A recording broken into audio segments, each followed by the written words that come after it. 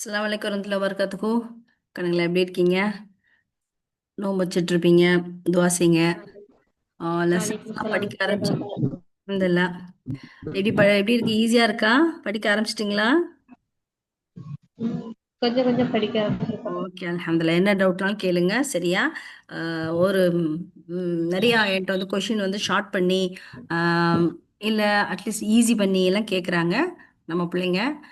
10th and 12th நீங்களும் படிக்கும்போது இந்த கொஷின் புரியல, இல்ல கொஞ்சம் இது ஷார்ட் பண்ணி, இல்ல கொஞ்சம் ஈஸி பண்ணி கொடுங்க அப்படின்னா தாராளமா சொல்லுங்க, சரியா?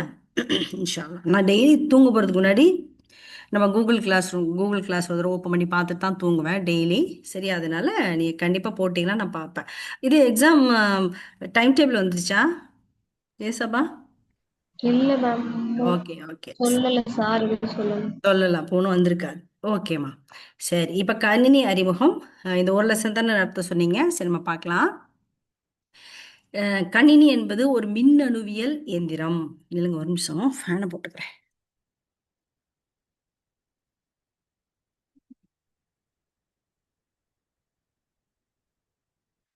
ஓகே. கணினி என்பது ஒரு மின்னணுவியல் எந்திரம். கம்ப்யூட்டர் என்பது இதன் ஆங்கில வார்த்தை. ஒரு மின்னணுவியல் எந்திரம் அது வந்து எது? கணினி. இது வந்து கம்ப்யூட்டர் அப்படின்னு நம்ம சொல்றாங்க இங்கிலீஷ்ல. இதை வந்து தமிழ்படுத்தி கணினி. கணினின்னு என்னது? சரியாக கணிப்பது. அழகா கணிப்பதுன்னு என்ன அர்த்தம்னா, ஜஸ்ட் அழகா வந்து ஒரு ஒரு ஒரு கணிச்சு சொல்லும். இது இப்படி தான் இருக்கும், அசம்ஷனா இருக்காது. இது கணிச்சு ஆம், இது இப்படி தான் வரும் அப்படின்ற ஒரு சொல்யூஷன் நம்மளுக்கு சொல்லக்கூடிய ஒரு இயந்திரம். அதனால தான் அது கணினி. கணித்து சொல்வது அப்படின்னு அர்த்தம். ஓகே, அப்படி பேர் வச்சிருக்காங்க. சரி, கணினியை பார்க்காதவர்கள் இருக்க முடியாது. ஏன்னா இப்போ முதல்ல நாங்களாம் வந்து ஸ்கூல்ல படிக்கும் போதெல்லாம் வந்து அது பெரிய விஷயம். பெரிய விஷயம்னா வந்து நம்ம மொபைல் வந்து லேண்ட்லைன் தான் இருக்கும். லைக் ஃபோன் வந்து லேண்ட்லைன் தான் இருக்கும். மொபைல்லாம் இருக்கவே இருக்காது. அப்பயே வந்து ஒரு சுஜாதான்னு ஒரு ஆத்தர் வந்து அவர் வந்து ஒரு கதை எழுதுவார், ஜீனோ. ஞாபகம் இருக்கு, அந்த கதை பேர் கூட ஜீனோ. ரொம்ப ஃபேமஸாக ஸ்டூடெண்ட்ஸ் மத்தியில் அந்த கதையை நாங்கள் பேசுவோம்.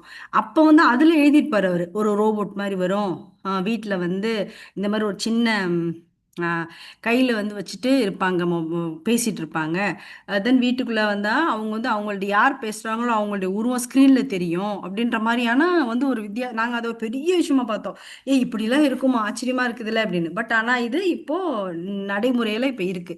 அப்போ எங்கள் காலத்தில் வந்து நாங்கள் வந்து கம்ப்யூட்டர் என்னன்னு தெரியாது, மொபைல் என்னன்னு தெரியாது. பட் ஆனால் இப்போ பிறக்கிற குழந்தை கூட கையில் மொபைலோட தான் பிறக்குது இல்லையா?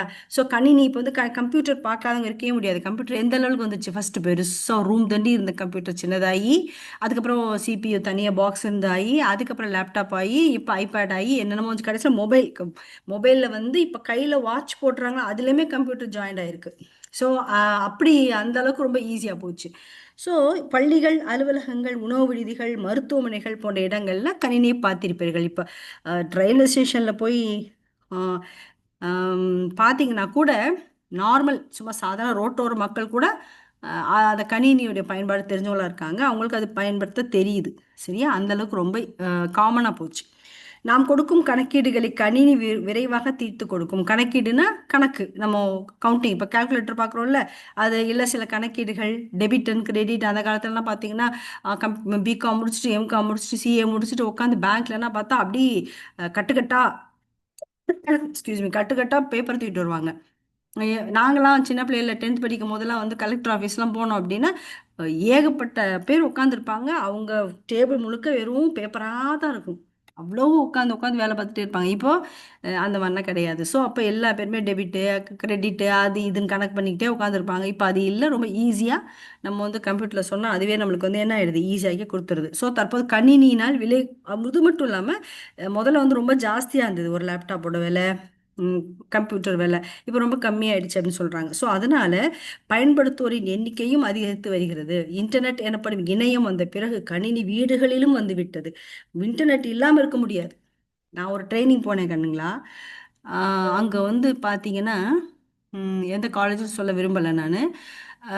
ஏறக்குறைய ஒரு 400 500 ஸ்டூடெண்ட்ஸ் இருப்பாங்க. அந்த அந்த அந்த ட்ரைனிங்கில் பார்த்தீங்கன்னா முன்னாடி பர்டிகுலராக சில பிள்ளைங்களை உட்கார வச்சு அங்கே தனியாக அந்த பிரின்சிபல் கூப்பிட்டு சொன்னாங்க, அந்த பிள்ளைங்களை கொஞ்சம் நோட் பண்ணி அவங்களுக்கு நீங்கள் ட்ரைனிங் கொடுக்கும்போது கொஞ்சம் கவனம் செலுத்துங்க அப்படின்ட்டு. எனக்கு ஏன் இப்படி சொன்னாங்கன்னு புரியல. பட் ஆனால் நான் ட்ரைனிங் எடுத்துகிட்டு இருக்கும்போது தான் தெரிஞ்சுது, அந்த முன்னாடி உட்காந்து அந்த அவங்க சொன்ன பர்டிகுலர் ஸ்டூடெண்ட்ஸோடைய நிலைமை, அவங்களால உட்காரவே முடியல. கண்ணு வந்து அப்படியே அரை தூக்கத்தில் உட்காந்து எப்படி இருக்கும், அப்படியே கண்ணை மூடிக்கிட்டு ஆன்னு வாய் வேற அப்படியே வாய் திறந்துட்டு வானத்தை பார்த்துட்டு ஆன்னு உட்காந்துருக்காங்க. கூப்பிட்டா கூட அப்படியே ஒரு மாதிரி சைடாக தான் பார்க்குறாங்க. ஏன்னா நைட்டு தூங்கும் போதெல்லாம் மொபைல் பார்க்கறது, நைட்டு தூங்கும் போதெல்லாம் மொபைலில் வந்து பிக் பாஸ் பார்க்கறது, இந்த மாதிரி எல்லாம் பார்த்து மூளையே எப்படி ஆயிடுச்சு பாருங்க. அந்த அளவுக்கு பாதிப்பு, பிள்ளைங்களுக்கு தெரியாமல் அதுக்கு அடிக்ட் ஆயிடுறாங்க. ஸோ எல்லா வீடுலேயும் கணினி மீன்ஸ் நம்ம ஒன்லி நாட் ஃபார் கம்ப்யூட்டர் மட்டும் நிப்பாட்டிக்க கூடாது.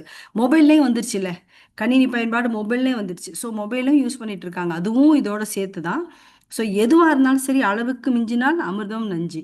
கரெக்டாக பர்டிகுலர் எந்த விஷயத்துக்காக ஒரு ஒரு டெக்னாலஜி நம்ம பயன்படுத்துகிறோமோ அந்த விஷயத்தோட அதை நிப்பாட்டிக்கணும். அதுக்கு மீறி நம்ம எக்ஸ்ட்ரா டைம் அதுக்கு ஸ்பெண்ட் பண்ணோம் அப்படின்னா அது நம்மளை முழுங்கிரும். அது ரொம்ப கவனமாக இருக்கணும் நம்ம, சரியா? ஸோ இத்தகைய, அதாவது மனிதனின் வேலைப்பளுவை கணினி வந்து வெகுவாக குறைத்து விட்டது. இத்தகைய சிறப்புமிக்க அந்த கணினியின் அமைப்பு மற்றும் செயல்பாடுகளை பற்றி இப்பாடத்தில் நம்ம தெரிஞ்சு கொள்ள போகிறோம். சரி, என்ன சொல்றாங்க? கணினியுடைய அறிமுகம். கணினி பற்றிய விவரங்கள் பலவற்றை அறிந்து கொள்ளும் முன்னர் கம்ப்யூட்டர் எனப்படும் அந்த கணினி என்றால் என்ன என்ற கேள்விக்கு தக்க பதிலை பெறுதல் முக்கியத்துவமாகிறது.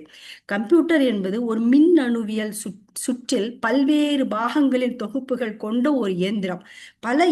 ஒரு எந்திரம், அதுல பல பாகங்கள் இருக்கும். அந்த பாகங்கள் எல்லாம் ஒண்ணா இணைச்சிருக்கும். லைக் மூளை மாதிரி, மூளையில எப்படி நியூரான்ஸ் எல்லாம் இருக்கு, அது ஒவ்வொரு நியூரான்ஸும் எப்படி வந்து அந்த டிரான்ஸ்ஃபார்மர், கெமிக்கல் டிரான்ஸ்ஃபார்மரோட அப்படி இணைஞ்சிருக்குது, ஒன்னோடு ஒன்றா அப்படி இணைஞ்சிருக்கு. ஃபார் எக்ஸாம்பிள், இப்போ கண்ணுல இருந்து பார்க்கறது வந்து நம்ம கண்ணு மூலமாக போய் அது அந்த நரம்பு மூலமாக போய் அந்த நியூரானில் இருக்கிற அதுக்குன்னு உள்ள அந்த ஒயர், லைக் அதுக்குன்னு உள்ள நரம்பு, அதன் மூலமாக சிக்னலை மூளைக்கு கொடுக்குது இல்லையா? அப்புறம் மூளை வந்து நம்மளுக்கு ப்ரெசென்ட் பண்ணுது.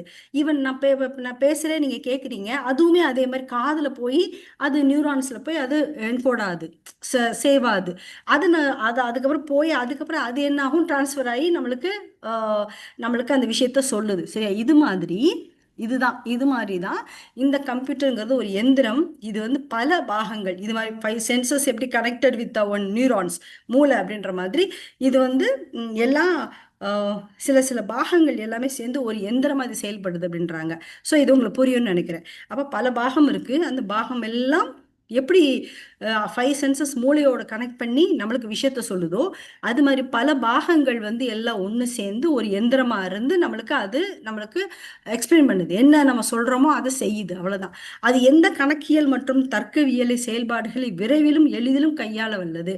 தர்க்கவியல்னா இந்த கான்ட்ரவர்சி, இப்போ நம்ம ஒரு சில விஷயங்கள் வந்து நம்ம அக்செப்ட் பண்ண மாட்டோம், பட் ஏன் இப்படி சொல்றாங்க, எதுக்காக இப்படி ஆகுது அப்படின்ற ஒரு கொஷின் கேட்டால் கூட அது நம்மளுக்கு சரியான ஒரு ஆன்சரை நிறைய அனலைஸ் பண்ணி சொல்லும் அப்படின்னு சொல்றாங்க. கணக்கியல்னா அழகா ஈஸியாக கவுண்ட் பண்ணிடும்ல, அதுதான் சொல்றாங்க, சரியா? சரி, அது தன்னை கையாளுவோர் கொடுக்கும் பணியினை துல்லியமாகவும் குறிப்பிட்ட காலத்திலும் முடித்து தரும் திறன் வாய்ந்தது. தானாக தவறு செய்யவோ சிந்தித்து புதிய பாதையில் செல்லவோ அதுக்கு இயலாது. ஏன்னா அது மனுஷன் கிடையாதுல்ல. மனுஷனா இருந்தா ஒரு புது ஒரிஜினாலிட்டி இருக்கும், ரியாலிட்டி இருக்கும் இல்லையா? ரியாலிட்டியோட அது வந்து என்ன ஆகும்னா அது நம்மளுக்கு சொல்யூஷன் கொடுக்கும். ப்ராஸ் அண்ட் கான்ஸ், அதாவது பாதக சாதகங்களை பார்த்து நன்மை தீமை பார்த்து நம்மளுக்கு வந்து சரியான ஒரு சொல்யூஷன் கொடுக்கறது தான் மனித மூளை, அது மனுஷன். பட் ஆனால் இப்போ ஏன் ஆர்டிஃபிஷியல் ஆர்டிஃபிஷியல் இன்டெலிஜென்ஸ்க்கும் ரியல் இன்டெலிஜென்ஸ்க்கும் வித்தியாசம் இருக்குதுல்ல. சரி, என்னதான் இருந்தாலும், என்னதான் ஆர்டிஃபிஷியல் இன்டெலிஜென்ஸ் வந்தாலும் அது மூளைக்கு ரியல் இன்டெலிஜென்ஸுக்கு ஈக்குவல் ஆகாது. ஏன்னா நம்ம என்ன கொடுக்குறோமோ அதை தான் அது தருமே தவிர இந்த நன்மை தீமை பிரித்தாயிருது, எமோஷனோட கனெக்ட் ஆகுறது எல்லாமே கிடையாது. எமோஷனல் எப்படி கனெக்ட் ஆக முடியும்? மனுஷனால மட்டும்தான் கனெக்ட் ஆக முடியும். ஸோ இப்போ என்ன சொல்றாங்க இதுலன்னா, கணினி வந்து தான் வந்து என்ன அது ஒரு மிஷினு, அதுக்கு நம்ம வந்து என்ன ஒரு வேலையை செய்கிறோமோ, இப்படி செய்ய அப்படின்னு அதை ப்ரோக்ராம் பண்ணி நம்ம செய்கிறோமோ அதை அழகாக கரெக்டாக துல்லியமாக நம்மளுக்கு முடிச்சு கொடுக்கும். ஏன் அப்படின்னா நம்மளுக்கு வேலையை ஈஸியாக்குறது, அவ்வளோதான். நம்ம என்ன செய்யணும்னு அதுக்கு சொன்னால் அது மட்டும்தான் அது செய்ய தெரியும், வேறு எதுவும் செய்ய தெரியாது. ஃபார் எக்ஸாம்பிள் நம்ம ஈஸியாக சொல்லணும்னா, இப்போ கம்ப்யூட்டரில் வந்து நம்ம வந்து வெறும் ஜஸ்ட் ஒரு அடிஷன் மட்டும்தான், அந்த சாஃப்ட்வேர் மட்டும் தான் நம்ம வந்து இன்ஸ்டால் பண்ணியிருக்கோம், ஒன்லி அடிஷன் வச்சுக்கோங்களேன். அப்போ அடிஷன் கொடுத்தா மட்டும்தான் செய்ய தெரியும். சப்ட்ராக்ஷன் கொடுத்தா செய்ய தெரியாது. ஏன்னா நம்ம அதுக்குரிய சாஃப்ட்வேர் கொடுக்கல. அது மாதிரி அது மாதிரி நம்ம என்ன அதுக்கு சொல்கிறோமோ அதை மட்டும்தான் அது செய்யும். அதனால நம்ம என்ன செய்கிறோமோ சொல்கிறோமோ அதைத்தானே செய்யும். ஸோ அதனால அதுக்கு தவறு செய்ய தெரியாது. எப்படி தவறு செய்ய தெரியும்? ஏன்னா அதுக்கு சொந்த மூளை, சொந்த ஒரு விஷயம், ஒரு ஒரு எமோஷன் அதெல்லாம் இருந்தால் மட்டும்தானே அது செய்யும். ஸோ 2 + 2 = 4 அப்படின்னு நம்ம வந்து அதில் சாஃப்ட்வேர் பண்ணியிருந்தோம்னா 2 + 2 4 தான் சொல்லும் கடைசி வரைக்கும். சரியா? ஸோ தவறு செய்ய தெரியாது. சீக்கிரம் முடிச்சு தரும் நம்மளுக்கு. இந்த மாதிரி பொழுதைக்கும் நம்ம கவுண்ட் பண்ணிட்டே இருக்கிற வரை சீக்கிரம் நம்மளுக்கு எல்லா வேலையும் முடிச்சு தரும்.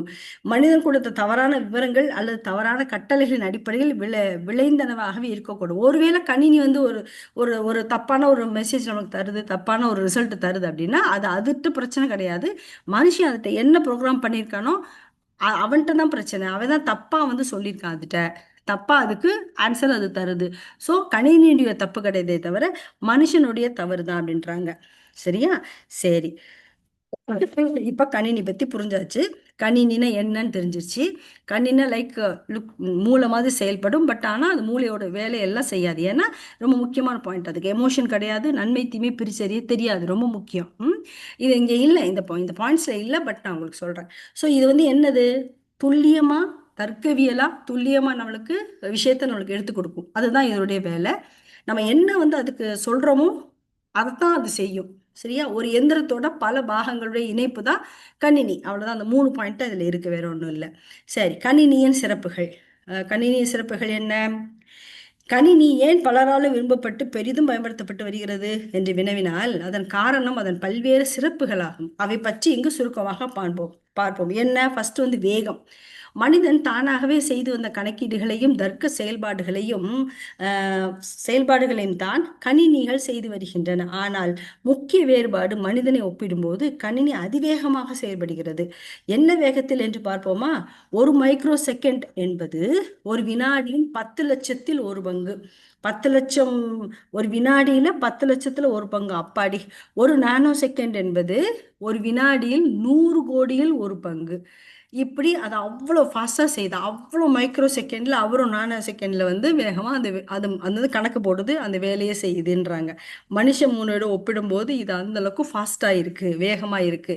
இதுல இந்த கொஸ்டின் கேட்டாங்க. நான் கொஸ்டின் பார்த்தேன், ஒரு மைக்ரோ செகண்ட் என்பது என்ன, இல்லைன்னா ஒரு நானோ செகண்ட் என்பது என்னன்னு எம்சிக்யூல கேட்டிருந்தாங்க. அப்புறம் ஒன் வேர்ட் கொஸ்டின்லாம் கேட்டிருந்தாங்க. ஸோ இதில் பார்த்துக்கங்க. ஓகே, சரி. இவற்றை ஏன் எடுத்து சொல்கிறேன் என்று கேட்கிறீர்களா? கணக்கீடுகளை சாதாரண சிறிய கணினிகள் மைக்ரோ செகண்டுகளில் செய்து முடிக்கின்றன. பெரிய கணினியோ நானோ செகண்டுகள் செய்து தருகின்றன. போதுமா வேகம்? அப்ப எவ்வளவு வேகம் பாரு, வேகமா டக்கு டக்கு டக்குன்னு செஞ்சு தருதாமா. சரி, ஃபர்ஸ்ட் பாயிண்ட் என்னது? சிறப்பியல்புகள், வேகம். ரெண்டாவது பாயிண்ட் என்னது? தானியக்கம், ஆட்டோமேஷன். ஆட்டோமேஷன் என்று சொல்லப்படுகின்ற அந்த தானியக்கம் கணினியின் மற்றும் ஒரு சிறந்த பண்பு. ஒரு கால்குலேட்டரால் அல்லது ஸ்லைடு ரூலால் கணக்கீடு செய்யும் போது ஒவ்வொரு கட்டமாக நிறுத்தி நிறுத்தி செய்கின்றோம். ஆனால் கணினியிடமோ நாம் திட்டத்தை முழுமையாக அளித்து விவரங்களை ஒட்டுமொத்தமாக பெறுகிறோம். செயலிற்கான கட்டளை பிறப்பிக்கப்பட்டவுடன் கணினி படிப்படியாக பணியாற்றி முடிவினை நமக்கு அளிக்கின்றது.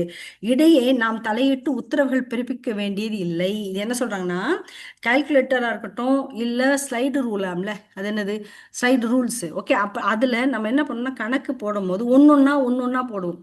ஒன்னொன்னா போட்டு இதை ஆட் பண்ணு, இது ஓகே. இப்போ பர்டிகுலரா வந்து 5 காலம் இருக்குன்னு வச்சுக்கோமே. இந்த 5 காலத்துல நம்ம ஃபர்ஸ்ட் ஒரு காலம் ஃபுல்லா ஒரு நம்பரா போடுவோம், ரெண்டாவது காலரா போடுவோம். இப்படி இதை வந்து இதே இது மந்த்லி மந்த்லி வந்தா எப்படி அப்படின்னு மந்த்லி மந்த்லி நம்ம வந்து இப்போ ஒரு வருஷத்துக்கு நம்ம கால்குலேட்டர்ல வந்து கணக்கு போடுறோம்னு வச்சுக்கோமே. இப்போ மாச கணக்கு போடுறோம் லேடிஸ் அந்த நம்மளே. சரியா? போடும்போது அப்போ நம்ம என்ன பண்றோம், மாசம் இவ்வளவு ஒன்னொன்னா என்டர் பண்ணிட்டே இருக்கோம். கால்குலேட்டர் நம்மளுக்கு ஒன்னொன்னா என்டர் பண்ணி வருதா. பட் இது அடுத்த மாசம் வரும்போது ஏற்கனவே போன மாசம் உள்ளது அது இருக்கும். அதுல சிலதை மட்டும் ஒன்று இன்க்ரீஸ் ஆயிருக்கும், ஒன்று டிக்ரீஸ் ஆயிருக்கும். அதை மட்டும் நம்ம டெலீட் பண்ணிட்டு அதை ஈஸியா பண்ணிடலாம். ஸோ இந்த மாதிரி சில சில சில சில வசதிகள் இருக்கு பாருங்க. சில பேர் வந்து இப்போ ஒரு கம்பெனின்னு வச்சுக்கோமே. ஒரு கம்பெனில வந்து இப்போ 50 பேர் ஒர்க் பண்றாங்க, இல்லை 100 பேர் ஒர்க் பண்றாங்க. அவங்களுக்கு மாசம் மாசம் சேலரி கொடுக்குறாங்கன்னு வச்சுக்குவோம். அப்ப 50 பேத்துக்கும் அவங்களுக்கு தெரியும் இந்த ஆளுக்கு இவ்வளவு சம்பளம் தான் அப்படின்ட்டு. அப்ப மாசம் மாசம் உட்காந்து அது கால்குலேட்டர்ல கணக்கு பண்ண தேவையில்லை. இல்லை. ஒரு தடவை என்ட்ரு பண்ணிட்டோம்னா அடுத்த தடவை அடுத்த மாதம் அதே சம்பளம் தடவை கொடுக்க போகிறோம் இல்லையா? அப்போ அதெல்லாம் உங்களுக்கு வந்து எவ்வளோ ஈஸி பாருங்க. ஸோ அது வந்துடும். இப்போ ஒருவேளை மேபி அதோட எக்ஸ்ட்ரா மட்டும் ஆட் பண்ண வேண்டியது இருக்கும். என்ன இருக்கும்? இன்னைக்கு இவர் இவ்வளவு லோன் வாங்கியிருக்காரு, இந்த இந்த லேபர், இந்த லேபருக்கு இவ்வளவு வந்து கழிச்சிருக்கோம், ஏன்னா அவர் லோன் வாங்கினதுல கழிச்சிருக்கோம். அந்த மாதிரி சில எக்ஸ்ட்ரா வேலையை மட்டும் நம்ம அதை பண்ணோம்னா நம்மளுக்கு அந்த கணக்கீடு ரொம்ப ஈஸியாக இருக்கும். புரியுதுன்னு நினைக்கிறேன். ஸோ அப்போ கேல்குலேட்டரில் நம்ம ஒன்றொன்னா தனித்தனியாக வந்து அதில் ஃபோக்கஸ் பண்ண வேண்டியதாக இருக்குது, கவனம் செலுத்த வேண்டியதாக இருக்குது. ஆனால் கணினியில் நம்ம ஒட்டு மொத்தமாக கொடுத்துட்டோம்னா அது நம்மளுக்கு இடையில இடையில போய் நம்மளுக்கு அது வந்து இது பண்ண தேவையில்லை, திருப்பி திருப்பி அதை நம்ம வந்து போட தேவையில்லை. நம்மளுக்கு சரியான ஒரு ஈஸி பண்ணி எளிமையாக்கி அழகாக நம்மளுக்கு விஷயத்தை முடிச்சு தந்துடுதுன்னு சொல்கிறாங்க. தானியக்கம் தானா ஆட்டோமேட்டிக்காக அந்த வேலையை அதை செஞ்சிருதுன்னு சொல்கிறாங்க. மூணாவது பல்திறன். பல்திறன்னா நிறைய, அதாவது பல்திறன்னா நிறைய திறன், எல்லா வேலையும் ஒட்டுக்கா செய்யறது, அதுதான் சரியா. கணினி பல்திறன் கொண்டது. அதன் பயனீடுகளுக்கு எல்லையே இல்லை போல் தோன்றும். ஒரு பிரச்சனையை பல்வேறு தர்க்க இயங்களில் வரிசையாக மாற்றினால் கணினியை பயன்படுத்தி அப்பிரச்சனைக்கு தீர்வு காணலாம். சிறிய கணக்கியல் பிரச்சனைகளை கணினி எளிதில் தீர்த்துவிடும். ஆகவே வங்கிகள், மருத்துவமனைகள், தொழிற்சாலைகள், உணவு விடுதிகள் ஆகிய எல்லா இடங்களிலும் தேவைக்கேற்ப கணினி பயன்படுத்தப்பட உள்ளது. பாருங்களேன், பல்திறன் அப்படின்னு இவங்க ஈஸியாக சொல்றாங்க. இது அதில் இன்னும் ஈஸியாக பார்த்தோம்னா, அதாவது எங்கெங்க ஸ்கூல்ல, தொழிற்சாலையில், உணவு விடுதியில் எல்லாம், மருத்துவமனையெல்லாம் இது யூஸ் பண்ணுறாங்க. அது எப்படி பல்திறன் யூஸ் பண்ணுறாங்க? ஃபார் எக்ஸாம்பிள் பாருங்களேன். இப்போ வந்து நான் வந்து இப்போ ஒரு அட்வைஸ்மெண்ட் கொடுக்கணும். நான் வந்து கெரியர் கவுன்சிலர். ஸோ எனக்கு வந்து நான் வந்து கேரியர் கவுன்சிலிங் பண்ணிட்டு இருக்கேன், உங்களுக்கு வேணுமா, கன்ஃபியூஷனாக இருக்கா, அவங்க கேரியர் செலக்ட் பண்ணுறதுக்கு வாங்க அப்படின்ட்டு நான் ஒரு டெம்ப்ளேட்ஸ் கிரியேட் பண்ணணும், சரியா? இப்போ கம்ப்யூட்டரில் போய் ஜஸ்ட் கேன்வான் போனால் டகார்னு வந்துடுது, வேகமாக நம்ம என்னென்னு போட்டுடலாம். பட் ஆனால் இதுக்கு முன்னாடி போனால் என்ன பண்ணணும்? பேப்பர் ஒரு தட்டை வாங்கணும், சரியா? அதுக்கப்புறம் இன்னொருத்தட்ட போய் கலர் அடிக்கிறதுக்கு என்னென்ன கலர்னு கொடுக்கணும், ட்ரா பண்ணணும்னு இன்னொரு ஆள்கிட்ட, டிராயிங் பண்ணுற ஆள்கிட்ட ட்ரா பண்ண கொடுக்கணும். அதேமாதிரி அழகாக இப்போ நீ ரோட்டில் அந்த இதெல்லாம் பார்ப்பீங்க, அட்வர்டைஸ்மெண்ட்லாம், அதில் பார்த்தீங்கன்னா லெட்டர்ஸ் அழகாக எழுதுவாங்க, எல்லா லெட்டர்ஸ் ஒரே மாதிரி இருக்கும். அப்போ அவங்ககிட்ட அந்த மாதிரி பர்டிகுலராக இருக்கிற அந்த கேலியோகிராஃபி பண்ணுறவங்ககிட்ட கொடுத்து நம்ம வந்து லெட்டர் எழுதணும். எவ்வளோ ஒரு சின்ன டெம்ப்ளேட்ஸ், ஒரு சின்ன அட்வர்டைஸ்மெண்ட் தான், ஆனால் அதுக்கு எவ்வளோ பேர் சேர்ந்து மெனக்கிடுறாங்க பாருங்கள். ஒன்னொன்னும் ஒவ்வொரு ஸ்காலர்ஸ், ஒவ்வொரு ஸ்பெஷலாக இருக்கிறவங்ககிட்ட போய் அதை கொடுத்து அதை வந்து அழகாக நம்ம ஈவன் சைஸ் கூட, இது இந்த சைஸ் இந்த சைஸ்னு ஒரு ஆள் நிர்ணயம் செய்யணும். இப்படிலாம் வந்து அந்த காலத்தில் இருந்துச்சு. பட் இப்போ எல்லா வேலையும் ஒட்டுக்கா பண்ணிடுது பார்த்தீங்களா? போய் உள்ளே போய் நம்ம செலக்ட் பண்ணோம்னா பேக்ரவுண்டு கலர் என்ன, அது என்ன, இது என்ன, பிக்சர் எடுத்து போடு, அப்புறம் எல்லாம். ஸோ அப்போ இதுதான் பல்திறன். பல வகையான திறன்களை, பல மக்களுடைய திறன்களை, ஒரு ஒரு ஒரு ஒரு டேலண்ட்டு, ஒரு மனுஷன் ஒன்று டேலண்ட் வச்சுருப்பான்ல, அந்த எல்லா டேலண்ட்டையும் எல்லா ஸ்கில்லும் ஒரே நேரத்தில் நம்மளுக்கு வந்து கம்ப்யூட்டர் தந்துடுது. ஸோ ஈஸியாக ஆகிக்கிறது வேலையை. ஓகே, அதான் ஃபார் எக்ஸாம்பிள், இந்த எக்ஸாம்பிள் சொன்னால் உங்களுக்கு புரியுன்றதுக்காக நான் சொல்கிறேன், சரியா? அப்போது இப்போ பார்த்தீங்கன்னா ஸ்க்ரீன் பிரிண்டிங்லாம் பண்ணுவாங்க. ஸ்க்ரீன் பிரிண்டிங் பண்ணுறது பார்த்தீங்கன்னா, இப்போ ஒரு பேக் இருக்குன்னு வச்சுக்கோங்களேன், பேக்கு மேலே இல்லை, இப்போ நீங்கள் அட்வர்டைஸ்மெண்ட் கடைக்குன்னா போனீங்கன்னா, இப்போ ஜவுளி கடை, நகை கடை அதுக்குன்னா போனீங்கன்னா பேக் ஆர் அதர்வைஸ் பர்ஸு, அதில் இல்லை பேக் கைப்பிடி, ஏன்னா கட்டப்பையா சொல்லுவாங்க, அதுலனா வந்து எழுதியிருக்கும் பார்த்தீங்களா, அதில் எழுதி அந்த அவங்களுடைய அட்வர்டைஸ்மெண்ட் இருக்கும். இதெல்லாம் வந்து இப்போ கம்ப்யூட்டர் வந்தங்காட்டி ரொம்ப ஈஸி. பட் ஆனால் அந்த காலத்துலனா இந்த அந்த துணிக்கு ஒன்று, கலர் போடுறதுக்கு ஒரு ஆள்கிட்ட கொடுக்கணும், பெயிண்ட் அடிக்கிறதுக்கு ஒரு ஆள்கிட்ட, கலரை எழுதுறதுக்கு, டிசைன் போடுறதுக்கு ஒரு ஆள்கிட்ட கொடுக்கணும், எல்லாம் ஒரு ஆள்கிட்ட கொடுக்கணும். தனித்தனியாக கொடுத்து அது வர்றதுக்கு அடுத்த வருஷம் கொடுக்கறதுக்கு முந்தின வருஷமே இருந்து வேலையை ஆரம்பிக்கணும். பட் இப்போ அப்படி இல்லை, ஒரு வாரம் போதும், கம்ப்யூட்டரில் கொடுத்தா எல்லாமே வந்துடும், பிரிண்ட் அவுட் பண்ணால் முடிஞ்சுது. ஸோ எவ்வளோ ஈஸி. இதுதான் பல்திறன். ஓகே, சரி. கலைப்பின்மை. கலைப்பின்மை நம்மளுக்கு தெரியும்ல. ஃபர்ஸ்ட் என்ன சொன்னேன்? சிறப்பியல்புல ஃபர்ஸ்ட் வேகமாக வந்து கம்ப்யூட்டர் வந்து எந்த அளவுக்கு கணக்கு வந்து ஈஸியாக தருது, துல்லியமாக தருது. அது ஏதோ தப்பு பண்ணுது அப்படின்னா மனுஷன் அங்கே வந்து ப்ரோக்ராம் சாஃப்ட்வேரில் தப்பு பண்ணதுனால தான் அது தப்பு பண்ணுது, தவிர கணினிக்கு தப்பு பண்ண தெரியாது. ரெண்டாவது இது பல்திறன். பல்திறன் வந்து நீங்கள் இந்த எக்ஸாம்பிளே கூட எழுதலாம், நான் சொன்ன எக்ஸாம்பிள் கூட எழுதலாம். ஏதோ தொழிற்சாலை, உணவு விடுதி, இதில் கூட எல்லாமே யூஸ் பண்ணுறாங்க. என்ன மாதிரியான ஃபார் எக்ஸாம்பிள் கொடுத்தீங்கன்னா போதும். மூணாவது களைப்பின்மை. களைப்பின்மை நம்மளும் வேலை பார்த்துட்டு எதாவது டயர்ட் ஆயிரும்ல, பட் ஆனால் கம்ப்யூட்டர் வந்து என்ன, அது களைப்பே ஆகாது அந்த கம்ப்யூட்டர், இல்லையா? கணினி சளைக்காது, ஏன்னா அந்த மிஷின் அதுக்கு எப்படி கலைக்கும்? கணினி கலைக்காது, தனது பணிகளை செய்கிறது. மனிதன் ஒரு வேலையை தொடர்ந்து செய்யும் போது களைப்படைந்து விடுகின்றான். ஆனால் கணினியோ ச கலைக்காது. ம் களைப்பின்மை, களைக்காது. இது ஒரு புது வேர்டா இருக்குல்ல, களைக்காது. ஆனா கணினியும் களைப்பு அடையாதுன்னு எழுதுங்க, சரியா? களைக்காது, சளைக்காது, அது ஒரு மாதிரி இருக்கு. ஓகே, களைப்பு அடையாது, சளைக்காது, தனது வேலையை தொடர்ந்து செய்கிறது. மனிதனது உடல்நிலையை ஒட்டியே செயல்பாடு அமைகிறது. ஆனால் கணினியோ மெய் வருத்தம் பாரார், பசி நோகார், கண் துஞ்சார், கர்மமே கண்ணாயினார் என்பதற்கேற்ப இட்ட கட்டளையை சிரமே கொண்டு பணிகின்றது. அது என்ன சொல்றாங்கன்னா, மனுஷன் வந்து டயர்ட் ஆயிடுவான், சலைப்பான். சலைப்படுதுன்னா சல்லையா, ஏன்னா திருப்பி திருப்பி இதே வேலை, ஆமாப்போ சி ஒரு இன்ட்ரெஸ்டே இருக்க மாட்டேங்குது, இப்போ பொழுதுனைக்கு இதே வேலையை செய்ய வேண்டியதா இருக்கு அப்படின்னு ஒரு ஒரு சலிப்பு வரும் அவனுக்கு. ஒரே வேலையை செஞ்சுட்டே இருந்தாலும் டயர்டாகவும் ஆயிடுவான். ஏன்னா உடம்புல ஸ்ட்ரென்த் இருக்கணும், மூளையில இருக்கணும்ல, மூளையும் டயர்டாகும், மனசும் டயர்டாகும், உடம்பும் டயர்டாகும். ஆனால் கம்ப்யூட்டருக்கு உடம்பு மனசு இல்லை இல்லை அதுக்கு. ஸோ அது மிஷின்னால அதுக்கு டயர்டே ஆகாது, சலிப்பும் அடையாது. அது கொடுத்தா அது வாட்டுக்கு மிஷின் ஓடுற வரைக்கும் அது வாட்டுக்கு போட்டு செஞ்சுட்டே இருக்கும் அந்த வேலையை. இதுல என்ன சொல்றாங்கன்னா, ஒரு சின்ன கணினி மெய் வருத்தம் பாரார் அப்படின்னா, இது வந்து சங்ககால ஒரு பாட்டு இது. அந்த மக்கள் வந்து அந்த இறைவன் மேல் பக்தி உள்ளவங்க, ஆம், கருமமே கண்ணாயினார்னா அவங்க எந்த வேலையை செய்கிறாங்களோ அதை எடுத்துட்டு, கருமம்னா செயல்னு அர்த்தம். அதுவே கண்ணு மாதிரி செய்வாங்களாமா. தான் எடுத்த செயலை கண்ணு மாதிரி எப்போ பார்த்தாலும் அதிலேயே கான்சன்ட்ரேஷன் பண்ணி அதை முடிக்கிற வரைக்கும் வந்து அவங்க ஓய மாட்டாங்க. அப்படிப்பட்டவங்க அந்த மக்கள்னு ஒரு ஒரு மக்களை பற்றி புகழ்ந்து ஒரு பாட்டு இருக்கு, சரியா? அதை இங்கே சொல்றாங்க. என்ன சொல்றாங்கன்னா, மெய் வருத்தம் பாரார் அப்படின்னா உடல் வலி, மெயினா உடம்பு. உடம்பு எவ்வளோ வலிச்சாலும் அதை கண்டுக்க மாட்டாங்க.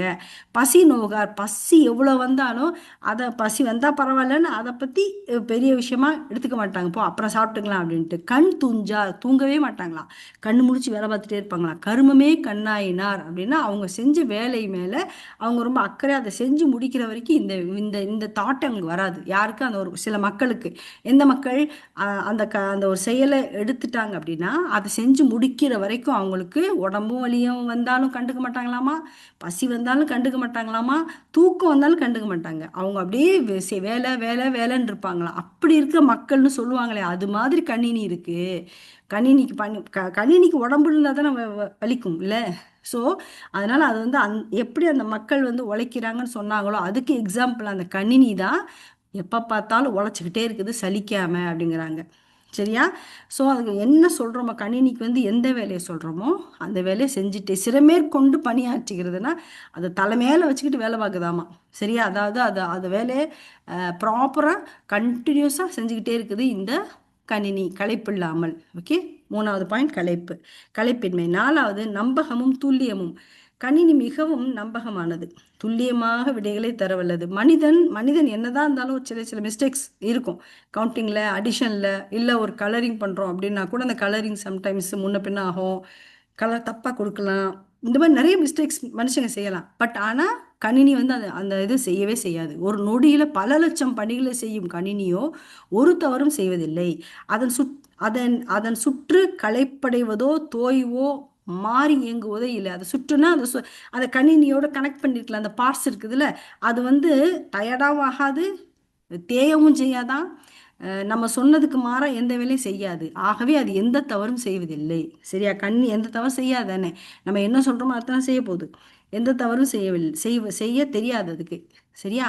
எதிர்பார்த்த முடிவு கணினியிடமிருந்து கிடைக்கவில்லை என்றால் நாம் கொடுத்த விவரங்களிலோ வடிவ திட்டத்திலோ ஏதோ தவறு இருக்கிறது என்று பொருளே தவிர விவரங்களையும் அறிவுரைகளையும் சரியாக அளித்தால் சரியான விடைகளை பெறலாம். ஸோ நம்ம எதிர்பார்த்த ஒரு ரிசல்ட் கணினிட்டேருந்து கிடைக்கலன்னா அது பிரச்சனை கிடையாது. நம்ம வந்து உள்ள கொடுத்த அந்த சாஃப்ட்வேர் தான் ப்ராப்ளம் அப்படிங்கிறாங்க. அதுதான் விவரம், நம்ம கொடுக்குற விவரமும் நம்ம கொடுக்குற அறிவுரையும் தான், ப்ரோக்ராம் பண்ணதும் தான் சரியாக நம்ம கொடுக்கல அப்படின்னு அர்த்தம் அப்படிங்கிறாங்க. ஸோ ஃபோர்த் பாயிண்ட்டு நம்பகமும் துல்லியமும். ஃபஸ்ட்டு கணினியோட சிறப்பு என்னது? ஃபஸ்ட்டு வேகம், ரெண்டாவது ரெண்டாவது என்னது? கலைப்பின்மை, பல்திறன். ஃபர்ஸ்ட் வந்து வேகம், ரெண்டாவது பல்திறன், மூணாவது கலைப்பின்மை, நாலாவது துல்லியமும் நம்பகமும். ஓகே, இப்போ அஞ்சாவது பாயிண்ட் சிறப்பு நினைவு ஆற்றல். நினைவாற்றலாமா, ஒரு கணினியின் நினைவு அலகு மிகுந்த நினைவாற்றல் கொண்டது. ஒரு கணினி 254 கிலோ பைட் முதல் 1 மெகாபைட் வரை நினைவுகளை தக்க வைத்துக் கொள்ளும் திறன் கொண்டது. நினைவாற்றல், கணினி நினைவாற்றல் பற்றி எழுதுகிற 2 மார்க்ஸ் கொஸ்டின்ல கேட்டிருந்தாங்க. சரியா? நினைவாற்றல், ஒரு கணினி நினைவாற்றல் அது அழகுன்னு சொல்றாங்க. இது வந்து 25, ஒரு கணினி 254 கிலோபைட் ஆர் 1 மெகாபைட் வரை நினைவுகளை தக்க வைத்துக் கொள்ளும். அவ்வளவு ஸ்டோரேஜ் இருக்கு அதுக்கு. நினைவாற்றல். அதுக்கப்புறம் திட்டமிடக்கூடிய தன்மை. திட்டமிடக்கூடிய தன்மை என்னது? ஒரு திட்டத்தை அளித்தவுடன் அதற்கேற்ப செயல்படக்கூடியது கணினி. அத்திட்டத்தை நினைவில் நிறுத்தி பின்னர் தேவைப்பட்ட கட்டத்தில் பயன்படுத்தக்கூடியது கணினி. திட்டமிட்ட பின் எத்துணை முறைகள் எப்போது வேண்டுமானால் கணினி மூலம் செயல்பெறலாம். இது என்னது அப்படின்னா, திட்டமிட்ட தன்மைனா, நம்ம ஒரு ப்ரோக்ராம் பண்ணி வச்சிருக்கோங்க. சரியா? கணினிட்ட ஒரு விஷயத்த மட்டும் இல்லை, ஒரு ஒரு ப்ரோக்ராம் பண்ணி வச்சிருப்போம். அது வேலை முடிஞ்சிச்சு, அதை வச்சுட்டு நீ வேற ஏதோ திட்டமிட்டு வேற ஏதோ ப்ரோக்ராம் பண்றோம். அதுக்கேற்ற மாதிரி நம்ம அதுகிட்ட வந்து வேலை வாங்குறோம். அது நம்மளுக்கு அது மாதிரி செஞ்சு கொடுக்குது. சரியா? இப்போ பழையபடி இன்னொன்று, இப்போ எனக்கு இது வேண்டாம், நான் முதல்ல கொடுத்தனே அந்த ப்ரோக்ராம் படி எனக்கு இது வேணும், அது என்னன்னு பார்ப்போம்னு போய் அகெயின் நம்ம பழையபடி போய் அது பழைய ப்ரோக்ராம் எடுத்து பார்த்தாலும் அது அப்படி இருக்கும். நம்ம என்ன கொடுக்குறோமோ அது அப்படி இருக்கும். சரியா? அதனால பழசையும் திட்டமிட்டு நம்ம என்ன கொடுத்துருக்கோமோ அதை அப்படியே வச்சிருக்கோம். நம்ம எப்போ கேட்டாலும் திட்டமிட்டபடி அது நம்மளுக்கு கொடுக்கும்ன்றாங்க. இது புரியும்னு நினைக்கிறேன். சரியா? இப்போ கணினியின் பின்னணி. இப்போ வந்து சிறப்புமா, சிறப்பு எத்தனை சொன்னோம்? 6. அது மட்டும் அந்த பாயிண்ட் மட்டும் வச்சுக்கோங்க, நீங்களா எழுதுங்க, இது மனப்பாடம் பண்ண வேண்டாம். அந்த அந்த 6 பாயிண்ட்டும் ஞாபகம் வச்சுக்கணும். அதே மாதிரி இந்த 254 கிலோபைட் 1 மெகாபைட் ஞாபகம் வச்சுக்கோங்க. அப்புறம் அந்த என்னமோ ஒன்று வருமே, அது நானோ செகண்டா மைக்ரோ செகண்டா, நானோ செகண்டுன்னு வரும்ல, அதுவும் தெரிஞ்சு வச்சுக்கோங்க. சரியா? மற்றெல்லாம் நீங்களா எழுதணும். இதெல்லாம் மனப்பாடம் பண்ணாதீங்க. சரி, ஃபர்ஸ்ட் வந்து என்னது? வேகம். அது எவ்வளோ வேகமானது. ரெண்டாவது வந்து பல் திறன். ஓகே. மூணாவது பாயிண்ட் தானியக்கம். சரியா? ஜஸ்ட் ஒரு ரீட் பண்ணி அது என்னன்னு புரிஞ்சுக்கோங்க. பல் திறன், மூணாவது தானியக்கம். கரெக்டாக நான் சொல்றது? ஓகே, தானியக்கம். அதுக்கப்புறம் நம்பகமும் துல்லியமும் 4வது பாயிண்ட். 5வது நினைவாற்றல். கலைப்பின்மை. Okay, correct. கலைப்பின்மை விட்டுட்டீங்க மேம். என்னம்மா? கலைப்பின்மை சொல்லல. கலைப்பின்மை. கலைப்பின்மை, எஸ். கலைப்பின்மை, அப்புறம் நினைவு ஆற்றல், திட்டமிடக்கூடிய தன்மை. இந்த பாயிண்ட்டை மட்டும் மைண்ட்ல வச்சுக்கோங்க. சரியா? இந்த இந்த சைட் ஹெட்டிங் எழுதினாலே உங்களுக்கு மார்க்ஸ் கொடுத்துருவாங்க. சரியா? அப்புறம் அதில் நீங்கள் அதை பற்றிய விஷயங்கள் 2 3 லைன் எழுதினா போதும். ஓகே. ஓகே, மார்க்ஸை பொறுத்து 5 மார்க்ஸ்னால் எவ்வளோ பேஜ் எழுதணும் நான் சொல்லியிருக்கேன்ல ஏற்கனவே. சரியா? 6 மார்க்னா எவ்வளோ எழுதணும்? 10 மார்க். 10 மார்க் கொஸ்டின் உங்களுக்கு கிடையாது. ஸோ ஒரு பேஜ் போதும், ஒரு பேஜ் 1 1/2 பேஜ் போதும், அதுக்கு மேலே வேண்டாம். அதுக்கப்புறம் கணினியின் பின்னணி. கணினியின் பின்னணி மிகவும் சுவையானது. எப்படி கணினி எப்படி வந்துச்சுங்கிற ஒரு ஸ்டோரி சொல்ல போறாங்க போல. எங்கு எப்படி துவங்கி நாம் இன்றைய மின் கணினி என்னும் கணினியில் நிற்கிறோம். பல ஆண்டுகளுக்கு முன்னால் நாம் ஆரம்ப பள்ளியிலே கணக்கிட கற்றுக்கொள்ளும் போது ஒரு பாசி சட்டத்தை பயன்படுத்தி வந்தது. சிலருக்கு நினைக்கும் பாசி சட்டம்னா இந்த அபாக்கஸ் மாதிரி இப்படி ஒன்னொன்னா இருக்கும், ஒன்னொன்னா தள்ளி விடுவாங்க. நாங்களாம் படிச்சிருக்கோம். அந்த ஸ்லேட்டே அப்படிதான் விற்கும். அந்த ஸ்லேட் எப்படி இருக்கும்னா, நாங்கள் கடையில் 1ஆம் கிளாஸ் 2ஆம் கிளாஸ் எல்கேஜி யூகேஜின்னு அந்த காலத்தில் இல்லையே, ஃபர்ஸ்ட் ஸ்டாண்டர்ட் தானே. அப்போ படிக்கும் போது ஸ்லேட் இருக்கும். ஸ்லேட்டில் வந்து பார்த்தீங்கன்னா பாதி தான் ஸ்லேட் இருக்கும். இப்போ ஒரு ரெக்டாங்கிளாக இருக்குன்னு வச்சுக்கோங்களேன் ஸ்லேட்டு, அதில் பாதி ரெக்டாங்கிள் தான் ஸ்லேட் இருக்கும். அதுக்கு மேலே பார்த்தீங்கன்னா அந்த அபாக்கஸ், அந்த கலர் கலர் பாசி இருக்கும்ல, அது அது அது கோர்த்து இருக்கும் அது மேலே. நாங்கள் மேத்ஸ் கவுண்ட் பண்ணும்போது மேம் சொல்லி கொடுப்பாங்க, டீச்சர் சொல்லி கொடுப்பாங்க. அந்த பாசி அப்படியே ஒன்று ஒன்றா தள்ளி தள்ளி, அப்புறம் அதில் 3னா 3 பாசி, அகைன் 2னா 2 பாசி தள்ளி, அகைன் அப்புறம் அது டோட்டல் பண்ணுவோம். 1 2 1 2 3 4 5, ஓகே, டோட்டல் 5 பாசின்னு எழுதுவோம். நாங்களாம் அப்படி தான் படித்தோம் நாங்கள் சின்ன வயசில். ஸோ அப்படி பாசி சட்டம் அப்படின்னா அந்த பாசி வச்சு அந்த ஸ்லேட்டு பயன்படுத்தி வந்தது சிலருக்கு இன்னைய வரைக்கும் கூடும். அதுதான் அபாக்கஸ் எனப்படும் கருவியாகும். ஒரு மரச்சட்டத்தில் இணைக்கோடுகளாக இருக்கும் அந்த கம்பிகளில் பாசிமணிகள் கொண்ட அமைப்பாகும். அந்த சாதனம் இன்றும் கூட சீனா மற்றும் ஜப்பான் நாடுகளில் பயன்படுத்தப்பட்டு வருகிறது. அது 5000 ஆண்டுகளுக்கு முன்னரே பழக்கத்தில் இருந்த கருவி. பின்னர் ஸ்காட்லாந்து கணக்கியலரான ஜான் நேப்பியர் என்பார் எண்கள் பொறிக்கப்பட்ட அந்த குச்சிகளை கொண்டு கணக்கிடும் சாதனத்தை உருவாக்கினார். அவை நேப்பியர் ராடுகள் என்று அழைக்கப்பட்டன. ஜான் நேப்பியர்ங்கிறவர் என்ன பண்ணாரா, எண்கள் பொறிக்கப்பட்ட குச்சிகளை கொண்டு கணக்கிடும் சாதனத்தை உருவாக்கினாரா. அவை நேப்பியர் ராடுகள் என்று அழைக்கப்பட்டன.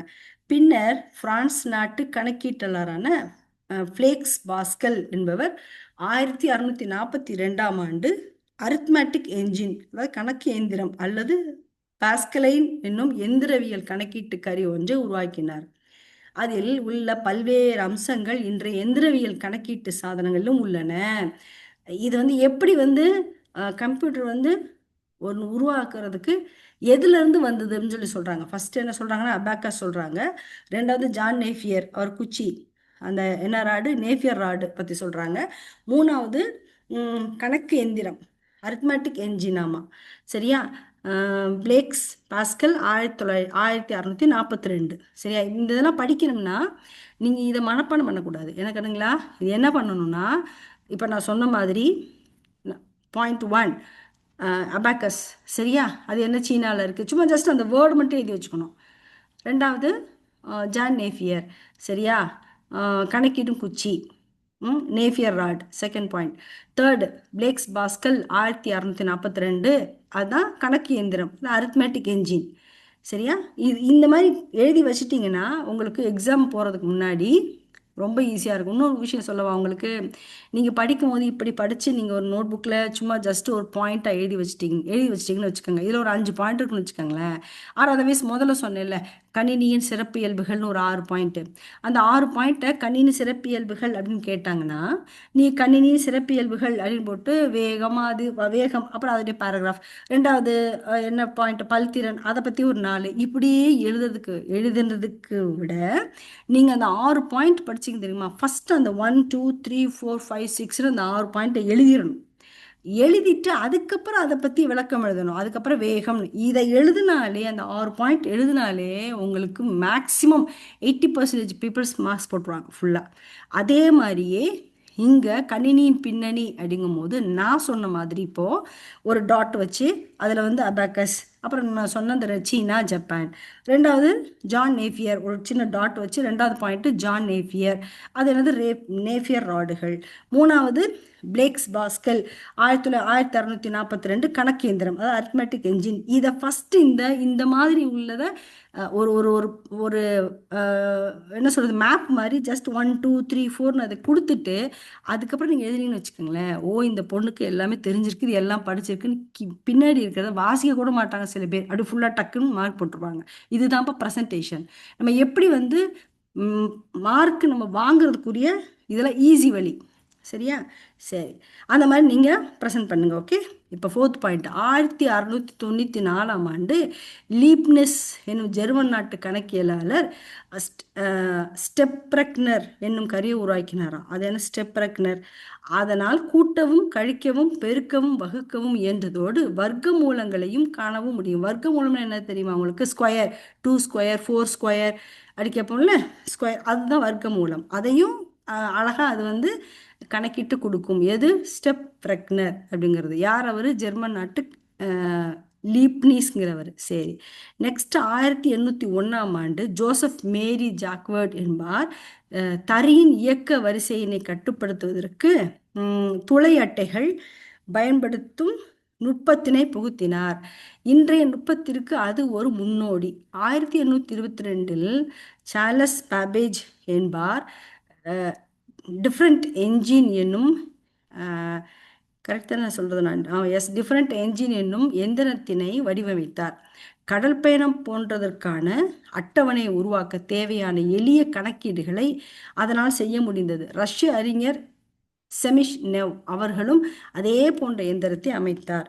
பின்னர் 1835 அனலிட்டிக்கல் என்ஜின் என்னும் எந்திரத்தை பாபேஜ் திட்டமிட்டார். அதன் வடிவமைப்பு அன்றைய தொழில்நுட்ப காலத்தில் ஒரு புரட்சிகரமான முன்னேற்றமாகும். இன்றைய கணினிகள் போன்ற திட்டத்திற்கேற்ப செயலாற்றும் திறனும் நினைவும் அழகும் அதன் வடிவமைப்பில் இருந்தன. ஆனால் நிதி பற்றாக்குறையால் அவரால் அதனை செய்து முடிக்க இயலவில்லை.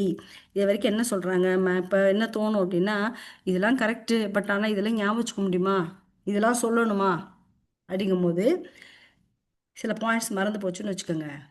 என்ன பண்ணணும்னா, முதல்ல 3 பாயிண்ட் 4 பாயிண்ட் சொன்னோன்னா, அதுக்கப்புறம் இதை மட்டும் இந்த துளை அட்டை, தறி நெய்வதற்குரிய துளை அட்டைகளை ஜோசப் மேரி தயாரித்தார், சரியா. இந்த மாதிரி ஈஸியான வார்த்தைகளை மட்டும் மைண்டில் வச்சுக்கணும். லீப்னிஸ்ங்கிறவர், அதுக்கப்புறம் ஒரு பேர் மறந்து போச்சுன்னு வச்சுக்கோங்களேன். அதுக்கப்புறம் வந்து அறிஞர்னு சொல்லிடும், முடிஞ்சது, சரியா. அதுக்கப்புறம் வந்த ஒரு அறிஞர் கூட்டவும் கழிக்கவும் பெருக்கவும் வகுக்கவும் வர்க்கமூலங்களுக்கு காண முடிஞ்ச ஒரு எந்திரத்தை கண்டுபிடிச்சாரு. அதுக்கப்புறம் ஜோசப் மேரிங்கிறவங்க இந்த துளை அட்டைகளை தறி நெய்யறதுக்கு, துணி நெய்யும் தறிக்கு ஒரு நுட்பத்தை பயன்படுத்தினாங்க. அவ்வளவுதான். சும்மா சின்ன சின்ன ஒரு ஒரு சென்டென்ஸோட முடிச்சிடணும். அதுக்கப்புறம் தான் வந்து 1822 சார்லஸ் பாபேஜ்ங்கிறவர் கடல் பயணம் மேற்கொள்வதற்காக ஒரு அட்டவணையை உருவாக்க ஒரு எலி இயந்திரத்தை கண்டுபிடிச்சார். அவ்வளவுதான், போதும். எலி இயந்திரத்தை கண்டுபிடிச்சார். எதுக்கு? கடல் பயணம் மேற்கொள்வதற்கு. சரியா? ரஷ்ய அறிஞரும் இதை போல மேற்கொண்டாங்க. இது 1835 அனலிட்டிக்கல் என்ஜின் எனும் எந்திரத்தை பாபேஜ் திட்டமிட்டார். அதன் வடிவமைப்பு எப்படி இருந்ததுன்னா, இப்போ நிறைய விஷயங்கள் செயலாற்றும் திறனோட நினைவால முன்னாடி சொன்னீங்களா, அந்த அந்த 6 பாயிண்ட் அந்த கணினியோட சிறப்பு, அதில் 2 3 எழுதி இது மாதிரிலாம் இருக்கணும்னு நினச்சி அவர் வந்து வடிவமைச்சாரு சார்லஸ் பாபேஜ். ஆனால் நிதி பற்றாக்குறையால் அவரால் செய்து முடிக்க முடியல. சரியா? இவ்வளோ பெருசா நீட்டமா அந்த பேர்லாம் ஞாபகம் வச்சுக்கணுமா அப்படின்னு கன்ஃபியூஸ் பண்ண வேண்டாம். தெரியலனா ஒரு அறிஞர் இதை கண்டுபிடிச்சாலும் எழுதிருங்க, போதும். இதுல இந்த இவங்க சொல்றாங்க தெரியுமா, இந்த பஞ்ச் கார்டு. நான் மதுரையில் எங்க வீட்டுக்கு எதிர்த்தாப்புல அந்த பஞ்ச் கார்டு செய்வாங்க. ஆம், எங்க வீட்டுக்கு அதை தறி நெய்கிறாங்கல்ல. தறி நெய்கிறதுனா என்னன்னா, காலில் வந்து ஒரு 5 6 கட்டை இருக்கும். காலுக்கு ஒரு பெரிய நீளமாக இருக்கும்ப்பா அந்த தறி. சரி, இப்போ மிஷினில் வந்துடுச்சு. பட் ஆனால் முதல்ல என்ன, மனிதர்கள் தான் நெய்வாங்க. ஒரு 6 கட்டை 4 கட்டை அப்படி இருக்கும். அவங்க அப்படியே அழகா 1 3 1 3 5 2 4, அப்புறம் 1 3 5 2 4 அப்படின்னு அந்த கட்டையை வந்து அப்படியே அடிச்சுட்டே இருப்பாங்க. 6 கட்டை இருந்துச்சுன்னா 1 3 1 3 5 2 4 6 இப்படி அடிச்சுட்டே இருப்பாங்க. அடிக்கும் போது கையில வந்து ஒரு ஒரு ஒரு போட் மாதிரி ஒரு ஒரு ஒரு என்ன சொல்றது, போட் மாதிரி ஒரு விஷயம் இருக்கும். அதுக்குள்ள நூல் இருக்கும். சரியா? அந்த நூலை வந்து ஒன்ன ஒன்னு அமைக்கிட்டு லெஃப்ட்ல இப்படி இப்படி இழுப்பாங்க, சர்றன்னு இந்த பக்கம் போகும். சரியா? இது ஏன் சொல்றாங்க இங்கன்னா, இந்த பஞ்ச் கார்டு ஒன்னொன்னு அடிக்கிறாங்க தெரியுமா, ஓட்டை. இந்த ஓட்டை வழியா தான் அவங்க போடுற டிசைன். இப்ப பட்டு புடவைனா இருக்கு பாத்தீங்களா? பட்டு புடவை, அதுக்கெல்லாம் சைட்ல வந்து பூ டிசைன் வருது, யானை டிசைன் வருது, பூஜாடி டிசைன், இந்த மாதிரிலாம் வருது பார்த்தீங்களா, மயில் டிசைன் அப்படிலாம். இந்த மயில் டிசைன் வர்றதுக்கு, யானை டிசைன் வர்றதுக்குலாம் இவங்க போடுற அந்த ஹோல் தான் முக்கியம். அந்த துளைக்காடு அதில் வந்து எப்படி கரெக்டாக அவங்க அந்த ஹோல் போட்டு அந்த ஹோல் வழியாக அந்த நூலை கோர்த்துக்கிறாங்களோ அப்படி தான் அது டிசைன் வரும். சரியா? ஸோ அப்போ அழகாக மயில் டிசைன் வேணும்னா அதுக்கேற்ற மாதிரி கணக்கு கணக்கு ஒரு ஒரு அவங்க ஒரு கணக்கு போட்டு அந்தந்த இடத்துல ஒரு ஓட்டை போடுவாங்க. மயில் மாதிரி ஓட்டை போட மாட்டாங்க, பட் வேற மாதிரி ஓட்டை போடுவாங்க. So excuse me. ஸோ அதனால அது என்ன ஆகும்னா, அழகா லெஃப்ட் ரைட் போகும்போது அது கணக்கு ஒரு ஒரு கணக்கில் தான் அந்த ஓட்டை போடுவாங்க. ஸோ இந்த இந்த நம்ம துணி நெய்கிற அந்த பஞ்சு கார்டு செய்கிறாங்களே, பஞ்சு கார்டு மீன்ஸ் என்னென்னா, இப்போ நிறைய பேப்பர்லாம் வச்சு ஒரு காது மாதிரி, அது எப்படி சொல்கிறது, ஒரு கையை வச்சுட்டு அமுக்குனா அந்த பேப்பரை உள்ளே விட்டு இப்படி அமுக்கணும்னா ஓட்டை விழுகும். 2 ஓட்டை விழுகும் தெரியுமா, பஞ்ச் பண்ணிட்டு வாங்கன்னு சொல்லுவாங்க. அந்த ஓட்டை வழியாக ஃபைலில் நம்ம உள்ளே வைக்கணும்னா, நிறைய பேப்பர்ஸ்லாம் உள்ளே வந்து அடுக்கணும் அப்படின்னா பஞ்ச் பண்ணி அந்த அந்த A4 சைஸில் லெஃப்ட் சைடில் 2 ஹோல் போட்டு உள்ளே மாட்டுவோம். ஞாபகம் இருக்கா? நம்மளுடைய ஃபைல் பார்த்தீங்கன்னா அப்படி தான் எல்லா பேப்பர்ஸுமே பஞ்ச் பண்ணி ஓட்டை போட்டு அதில் டேக் கட்டி கூட எல்லா ஃபைலுக்குள்ளே மாட்டுவோம். அது மாதிரி ஒரு ஸ்கொயராக இருக்கும், ஒரு சாதாரண மர அட்டை மாதிரி இருக்கும். அது எப்படி இருக்குன்னா அந்த பேப்பர் அட்டை மாதிரி இருக்கும்.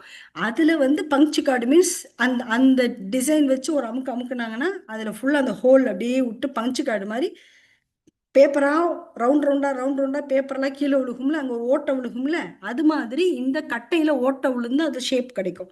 அந்த கட்டை அந்த துளை அட்டை, அதுதான் வந்து அந்த துளை அட்டை. அதை வந்து என்ன பண்ணுவாங்கன்னா கணக்கு போட்டு அந்த அந்த மிஷினில் வச்சு அமுக்கி, இப்போ நான் சொல்கிறது புரியுதுன்னு நினைக்கிறேன் கண்ணுங்களா, உங்களுக்கு புரியுது தானே? பஞ்சு கார்டுனா என்னென்னா, ஒரு பேப்பர் இருக்கும். ஒரு பேப்பரை அடுக்கிப்பாங்க, 3 4 பேப்பரை அடுக்கி அதில் சைடில் ஒரு மிஷினை உள்ளே விட்டு இப்படி அமுக்குனாங்கன்னா அந்த அதில் வந்து 2 ஓட்டை விழுகும்.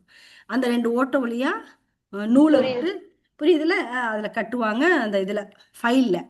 அது பேர் தான் பங்க்சு கார்டு. அது மாதிரி இவங்க அந்த ஒரு அந்த அந்த சேலையில் சைடில் வர்ற அந்த டிசைன், மயில் டிசைனுக்கு மாதிரி ஒரு மிஷினில் கரெக்டாக கணக்கு அவங்க அவங்க நல்லா இமேஜின் பண்ணி அதில் கணக்கு பண்ணி அதில் அந்த இடத்துல ஊசியை மாட்டிடுவாங்க.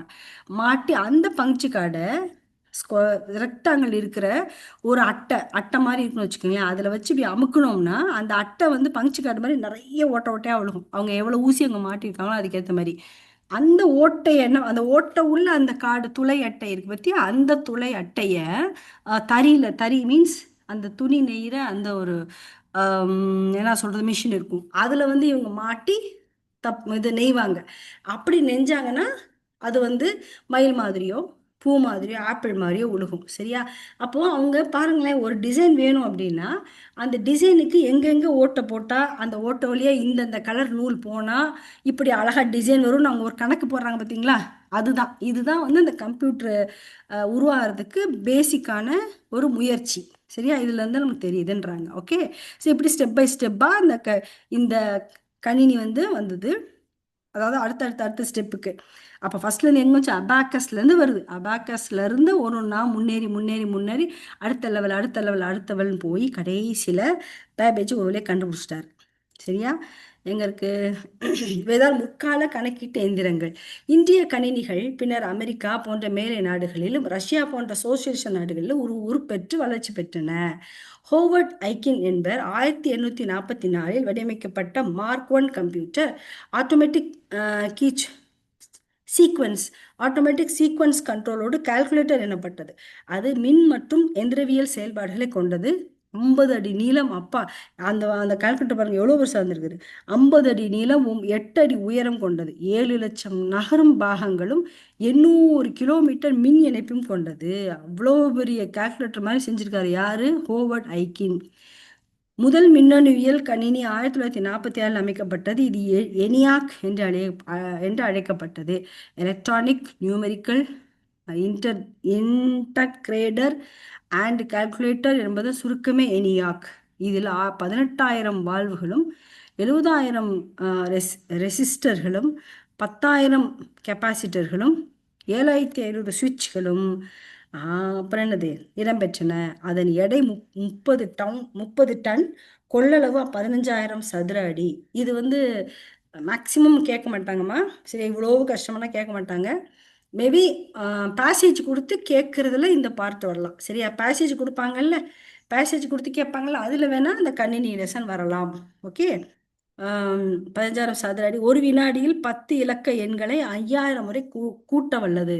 அன்று அதுவே பெரும் சாதனை. இதெல்லாம் இவ்வளோ கஷ்டப்பட்டு படிக்கணும்னு கிடையாது. சரியா? படிக்க தேவையில்லைன்னு நினைக்கிறேன். பட் இப்படி கொஷின் இது வரைக்கும் வந்ததில்லை.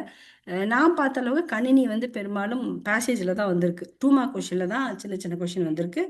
கணினி சிறப்பியல்புகள் கேட்டிருக்காங்க. ஓகே. சரி, பின்னர் கணினியில் ஏற்பட்ட வளர்ச்சி மின்னணுவியல் துறையில் தோன்றிய வளர்ச்சியை பொறுத்து அமைந்தது. அதாவது கணினி துறையில வளர்ச்சி எப்படின்னா, மின்னணுவியல் எப்படி எப்படி வந்து எலக்ட்ரானிக்ஸ் அந்த மிஷின்ஸ் வந்து டெவலப் ஆச்சோ அதுக்கேற்ற மாதிரி இது டெவலப் ஆச்சுங்கிறாங்க. வாக்கும் டியூபுகளிலிருந்து டிரான்சிஸ்டர்களுக்கு வந்து பின்னர் இன்டக்ட்ரேட் சர்க்கியூட் கொண்ட சிலிக்கான் சிப்புகளுக்கு மின்னணுவியல் சென்றதை ஒட்டி கணினி வளர்ச்சி பெற்றன. சிலிக்கான் செல்கள் இது உழவு சிலிக்கான் செல் எப்போ கண்டுபிடிச்சாங்களோ அதுலேருந்து அந்த சிலிக்கான் சிப்பு அதுலேருந்து கணினி வந்து இன்னும் ரொம்ப ஃபாஸ்ட்டாக முன்னேறியது. அவ்வளோதான். கம்ப்யூட்டர் என்றால் என்ன? விரைவாக கணக்கீடுகளை போட வல்லது. இது கேட்டாலும் கேட்கலாம். கம்ப்யூட்டர் என்றால் என்ன? விரைவாக கணக்கீடுகளை போட வல்லது. ஒரு மின்னணுவியல் சுற்றில் பல்வேறு தொகுப்புகள் கொண்ட எந்திரம். அவ்வளோதான். சரி, கணினி கணக்கியல் மற்றும் தர்க்கவியல் செயல்களை எழுதி தீர்த்து கொடுக்கும். கணினி பயன்படுத்துவோர் தரும் வேலைகளை குறித்த காலத்தில் துல்லியமாக செய்து கொடுக்கும். கணினி தானாக தவறு செய்யாது. சிந்தித்து புதிதாக ஒரு பணியை செய்யாது. கணினி தவறு செய்துவிட்டது என்று கூறுவது தவறாகும். மனிதன் கொடுக்கும் தவறான கட்டளைகளால் தான் கணினிகள் தவறுகள் ஏற்படுகின்றன. இதை மட்டும் படிச்சுக்கோங்க. சரியா? சரி, கணினியின் சிறப்பியல்புகள் அதே தான். அந்த வேகம், தானியக்கம், பல்திறன், கலைப்பின்மை, அந்த பாயிண்ட்ஸ் கொடுத்துருக்காங்க. சரியா? இதை மட்டும் படித்தா போதும். அதை படிக்க தேவையில்லை. சரியா கண்ணுங்களா? இங்கே பாருங்களேன், கலைப்பின்மைன்னு என்ன? சரியா? இந்த பாயிண்ட்ஸ் தான் இருக்குது. இதுதான் உள்ளே இருக்குது. ஸோ இதை மட்டும் படித்தா போதும்.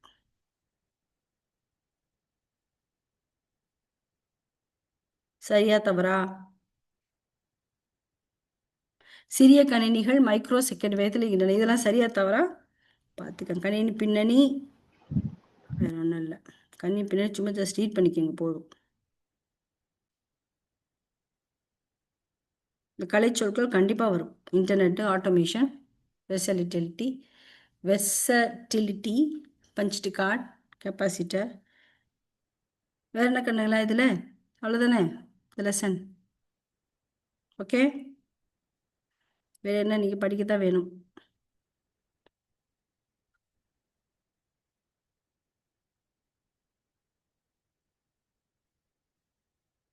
முஸ்பிரா தூங்கி எந்திரிச்சிட்டு வரான்னு நினைக்கிறேன். ஓகே, சரி, ஓகே. கனி லெசன் போதுமா? இதுக்கு மேலே போதும் மேம். போதும் மேம். போதும் இல்லை. இதுக்கு மேலே இதில் வந்து நான் கொஞ்சம் சுருக்கமாக எதை படிக்கிற மட்டும் சொல்கிறத மட்டும் பார்த்துக்கோங்க. அதாவது கணினி என்னன்னு பார்த்துக்கோங்கப்பா. சரியா? இந்த மாதிரி கலைச்சொற்கள் பார்த்துக்கோங்க. Second thing. ஓகே.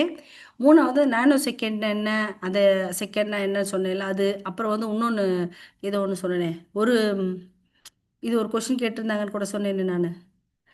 ஏதோ ஒரு கொஷினு என்ன,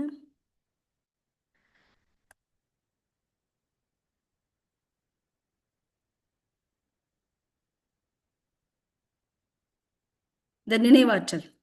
ஆ நினைவாற்றல் கொஷின் இல்லையா? கணினி நினைவாற்றல் பற்றி எழுதுகன்னு சொல்லி 2 மார்க்ஸ் கொஷினில் கேட்டிருந்தாங்க. சரி, இந்த மாதிரி இதை ஜஸ்ட் பார்த்துக்கோங்க. சரியா? கணினியின் சிறப்பு சைட், அந்த சைடு ஹெட்டிங் மட்டும் நினைவாற்றல் திட்டமிடக்கூடியது, அதை மட்டும் நல்லா மைண்டில் வச்சுட்டு அதில் என்ன எழுதணும்னு மட்டும் ஜஸ்ட் ஒரு கிளான்ஸ் பார்த்துக்கோங்க, நீங்களாக எழுதுகிற மாதிரி. ஓகே. அதுக்கப்புறம் கணினியோடைய அந்த பின்னணியை ஜஸ்ட் அந்த ஹிஸ்ட்ரியை அப்படியே என்னது புரிஞ்சுக்கங்க போதும். கணினியின் பின்னணி கேட்க மாட்டாங்க பெரும்பாலும், 99% கேட்க மாட்டாங்க தான் எனக்கு தோணுது. சரியா? இல்லை அப்படி கேட்குற மாதிரி இருக்குது அப்படின்னா அது எப்படி எழுதணும்னு ட்ரிக்ஸை மட்டும் தெரிஞ்சுக்கங்க. நான் சொன்ன மாதிரி ஜஸ்ட் ஃபஸ்ட்டு அபாக்கஸ் எழுதிக்கோங்க. அபாக்கஸ் பக்கத்தில் ஒரு சின்ன ஆரோ போட்டுக்கோங்க. அதுக்கப்புறம் அடுத்து யார், ஜான் நேப்பியர். அந்த பேர் எழுதி எழுதி அது கீழே அவர் என்ன பண்ணார் அப்படின்னு ஒரு ஜஸ்ட் ஒரு ரவுண்டு மாதிரி, ஒரு மேகம் மாதிரி ஒரு ஒரு ட்ரா பண்ணி அதில் ஒரு ஒரு பாயிண்ட்டுக்கு நீள அப்படி இது இது இது இது இது இது கடைசியில் கம்ப்யூட்டர் அப்படின்னு ஒரு ட்ரா பண்ணி ஒரு பொம்மை மாதிரி வச்சுக்கோங்க. சரியா? அதை வந்து அப்படியே அங்கே நான் வந்து வேணா இது, அது எப்படின்னா இப்போ எப்படி சொல்கிறது, இப்போ இது மேகம் வரை வளர்க்கணுங்களா இப்படி அழகா இப்படி இப்படி எப்படி சொல்கிறது, வளை வளைவா வளை வளைவா மேகம் வரைவோம்ல, அதில் எத்தனை பாயிண்ட் இருக்கு? ஆமாம், மைண்ட் வரைவோம்ல. மேப் மாதிரி போடுவாங்க. அது அவ்வளோதான். சரியா? அது மாதிரி போட்டு அந்த ஒரு ஒரு ஒன்று ஜாயிண்ட் ஆகுது பத்தியா அந்த பிளேஸு, அந்த பிளேஸில் நேம் எழுதிக்கங்க அபாக்கஸ். அது என்ன ஆகுது, அந்த மேகம் மேலே அப்படி ஒரு போ மாதிரி வரும்ல, ஒரு வளைவு, அந்த இடத்துல ஒரு ஆரோ போட்டு அது அடுத்த அடுத்த ஸ்டெப் போகுது. என்ன ஸ்டெப் போகுது? ஜான் நேப்பியர் போகுது. இப்படி அதை மட்டும் வரைஞ்சி அந்த நேமை போட்டு போட்டு அவங்க என்ன கண்டுபிடிச்சாங்கன்னு அந்த மிஷினை மட்டும் அது பக்கத்தில் எழுதி வச்சிங்கன்னு வச்சுக்கோங்களேன். அதை மட்டும் வரைஞ்சி வச்சிங்கன்னா போதும் உங்களுக்கு 10 6 மார்க்குன்னா 5 மார்க் அப்படியே கொடுத்துருவாங்க. ஏன்னா உங்களுக்கு வந்து இது புரியணும். ஓ இதுலேருந்து இதில் கண்டுபிடிச்சிருக்காங்க, இந்த பொண்ணு எவ்வளோ அழகாக படிச்சிருக்கா பாரு அப்படி. இதுதாம்மா வந்து ஈஸியாக டெக்னிக்ஸ் படிக்கிறது, மைண்டில் வைக்கிற டெக்னிக்ஸ். சரியா? உங்களுக்கு கஷ்டப்பட்டு படிக்கவும் கஷ்டமாக இருக்காது. அந்த டிராயிங்கை நீங்கள் வரைஞ்சிருக்க அந்த மேகத்தை ஒரு தடவை பார்த்தா போதும். ஓ இங்கே இருக்கல மறந்து போச்சுன்னு வச்சுக்கோங்க, ஜஸ்ட் எழுதும் போது ஞாபகம் வரும். ஆமாம் இல்லை இந்த இடத்துல நேப்பியர்னு எழுதிருந்தோம்ல, ஆமாம் இந்த இடத்துல நேப்பியர் கூட நான் நம்ம தப்பாக போட்டிருந்தோம், அடித்து அந்த இடத்துல நான் பெரிய நான் போட்டிருந்தோம்ல அப்படின்ற மாதிரி ஞாபகம் வந்து டக்குன்னு எக்ஸாம் எழுதப்போ ஞாபகம் வரும். சரி, அதனால அப்படி ஒரு ட்ரா பண்ணி வச்சுக்கோங்க. இதை ட்ரா பண்ணி அந்த ஒரு டிராயிங்கே உங்களுக்கு, அந்த ஒரு மேகமே உங்களுக்கு கம்ப்யூட்டர் கையில் வந்த அளவுக்கான ஒரு ஒரு ஃபுல் ஃபினிஷிங் இருக்கணும் அதில். சரியா? அபாக்கஸில் ஃபஸ்ட்டு ஸ்டார்ட் பண்ணுறீங்கன்னா ஒரு ஒரு இடமா போய் போய் கடைசியில் அபாக்கஸ்க்கு முந்தின வளைவில் கணினின்னு வந்துடணும். சரியா? அந்த மாதிரி எத்தனை பாயிண்ட்ஸ் இருக்குன்னு பார்த்தா அத்தனை வளைவு போட்டு ஒரு மேகத்தை கம்ப்ளீட் பண்ணிடுங்க. புரியுதுன்னு நினைக்கிறேன். Okay, good. அந்த மாதிரி இதை போட்டு வச்சுக்கோங்க. இது உங்களுக்கு படிக்கிறதுக்கு கஷ்டமாக இருக்காது, ஈஸியாக இருக்கும். அவ்வளோதான். இந்த லெசன் ரொம்ப ஈஸியான லெசன் தான் கண்ணுங்களா. ஓகே, ஏதாவது டவுட் இருக்கா? இல்ல மேம். இல்லை, ஓகே இல்ல படிங்க. மேம். ஓகே, துவா செய்யுங்க. சரியா? ஏன்னா நோன்பு வச்சுட்டு உங்களை கூப்பிட கஷ்டமாக இருந்தது. பட் ஓகே, எனிவே இந்த லெசன் கேட்டிங்களேன்றதுக்காக நான் வந்தேன் நான். ஏன்னா உங்களுக்கு தான் ஐயோ பிள்ளைங்க நோன்பு வச்சுட்டு இஃப்தாருக்கு வேறு வேலை செய்யணும் இல்லை. நோம்போட இருப்பீங்க. ஓகே, இப்போ கொஞ்சம் நிறையா துவா செய்யுங்க, நிறைய குரான் ஓதுங்க. ஓகே கண்ணுங்களா, இன்ஷா தயாராக அல்லாஹ் இருக்கு மேம். எக்ஸாமுக்கு. இன்ஷா அல்லாஹ். All the best. Okay. Ramzan முபாரக். ஓகே, க்ளோஸ் பண்ணிடலாமா? ஜஸாக்கல்லாஹ் ஹைரன் மேம். அஸ்ஸலாமு அலைக்கும். அலைக்கும் சலாம் வரகாத்து வையா குன்னம்மா. பாய்.